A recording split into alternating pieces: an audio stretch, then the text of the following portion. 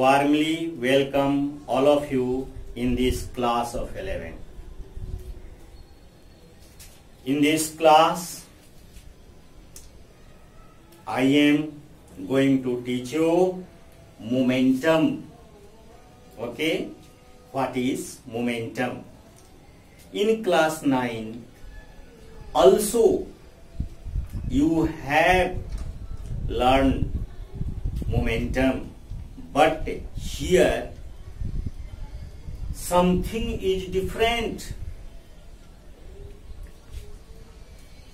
Okay, first of all, we explain what is momentum. Okay, momentum of a body is the quantity of motion possessed by the body. Okay, again we repeat, momentum of a body is the quantity of motion possessed by the body. Okay, it is equal to the product of mass and velocity of the body. Momentum is always equal to the mass, product of mass and velocity of the body. Here, that implies momentum is equal to force and momentum is equal to mass into velocity. Mass into velocity. Okay, momentum is commonly denoted by P. It is a vector quantity. Mass is denoted by M and velocity is denoted by V. Therefore, P is equal to M into V. Okay, momentum is equal to the product of mass and velocity. Commonly, momentum is denoted by P, mass is denoted by M, and velocity is denoted by V. Okay, the SI unit of momentum is mass is measured in kilogram while velocity is measured in meter per second. Therefore, is kilogram meter per second. In CGS units, in CGS unit of momentum is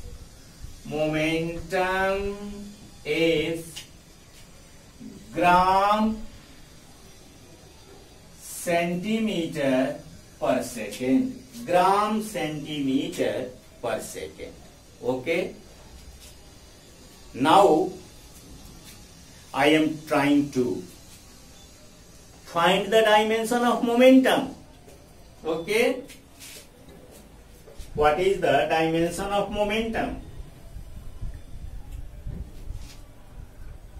Do you know the dimension of mass is M, while the dimension of velocity is LT minus 1. Okay, therefore dimension of momentum is MLT minus 1. MLT minus 1 momentum. Dimension, since P is equal to M into V. Okay, now it is the square brackets. It indicates that I am going to write the dimension of above physical quantity. Okay, the dimension of mass is capital M, dimension of velocity is Lt minus 1. Therefore, dimension of momentum is mLt minus 1. Okay. Now, in the formula of momentum, three physical quantities are presented here: momentum, mass and velocity. Okay, and hence three special cases are arised, and we can graphically represent these cases. Like, you can look here. Case first.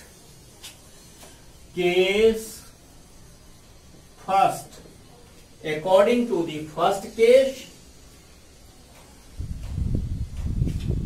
we assume that if mass of both bodies are equal. Okay, we take two bodies here. That implies equal, that implies m. Equal, that is m. Okay, then and velocities of the given two bodies is V1 and V2. Okay, we assume that V1 greater than V2. ऐसा हम मानते हैं कि पहले body का velocity दूसरे body के velocity से अधिक है. ओके, तब क्या होगा? Then P1 is equal to m into V1. This is the equation 1. Okay, and P2 is equal to m into V2. This is the equation 2. Here P1 is the momentum of first body and P2 is the momentum of second body. Okay, dividing 1 by 2 and we have, okay, P1 by P2 is equal to mV1 by mV2. Yeah, this m cancel to this m. That implies P1 by P2 is equal to V1 by V2. But according to our supposition, but V1 greater than V2, hence P1 is greater than, P1 will be greater than P2. Okay, this shows that momentum of the bodies directly proportional to their velocities if mass remains constant. Graphically we represented it like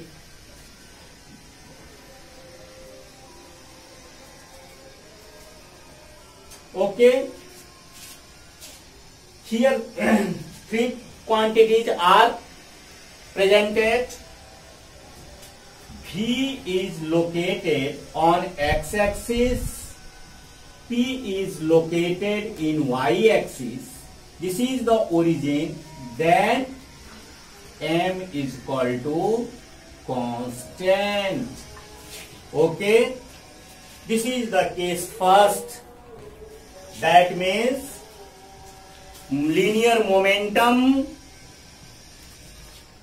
of two bodies with equal masses are directly proportional to their velocities. Okay, here another case second.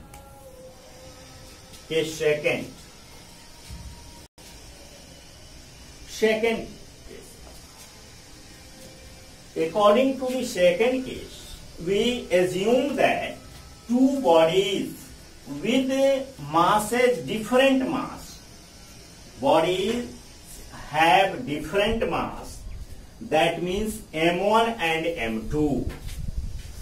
Bodies have different mass, that is M1 and M2.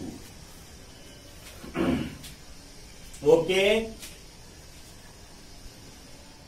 M1 and M2 be the masses of two different bodies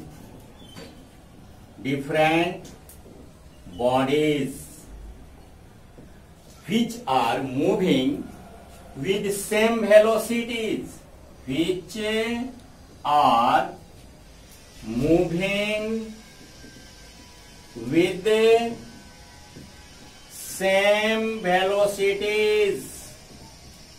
Okay, here velocity is same. Then here P1 is equal to M1 into V, and P2 will be equal to M2 into V. Okay, we assume that M1 is greater than M2. M1 is greater than M2. Then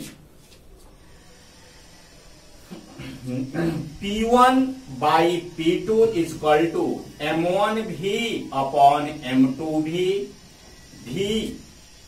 This V cancelled this V. Okay. Therefore, P1 by P2 is equal to M1 by M2. Okay. But M1 is greater than M2 according to our supposition. Okay. That implies P1 greater than P2. This indicates that linear momentum of two bodies directly proportional to its masses. Okay. Graphically we can represent as here. This is the x-axis, this is the y-axis. Okay. Here mass is represented, here momentum is represented. This is the origin and V is equal to constant. Okay. This is the graphical representation of case second when velocities are same. Okay. Now third case is also arised if momentum of both bodies are equal. Case third, when momentum of two bodies are equal, then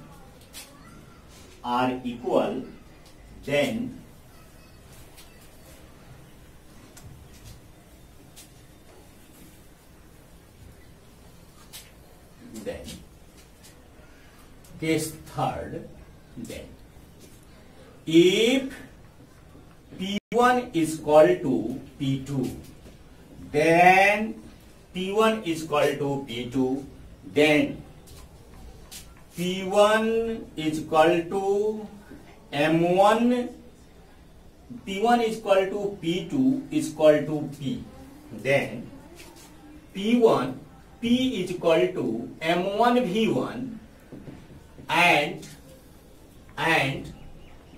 P is equal to M2 V2. This is the equation second. Now dividing 1 by 2, P upon P is equal to M1 V1 upon M2 V2. Okay. That implies this P is cancelled to this P. Therefore, 1 is equal to M1 V1 upon M2 V2. Okay. Therefore, M1 V1 is equal to M2 V2. This indicates that if M1 greater than M2, then V1 less than V2. Okay? This indicates that if linear momentum is same of two different bodies which are moving with two different velocities, then momentum of two bodies inversely proportional, variables inversely proportional to their mass and velocities. Okay, graphically we can represent like as this is the velocity, this is the x-axis, this is the y-axis, this is the mass. Okay, and momentum is variables like this. Here P barabar constant. If P is constant, then mass is inversely proportional to their velocities. That means lighter body has low momentum while heavier body has high momentum. Okay. Now I will teach you impulse in next class. Till thank you. Have a nice day.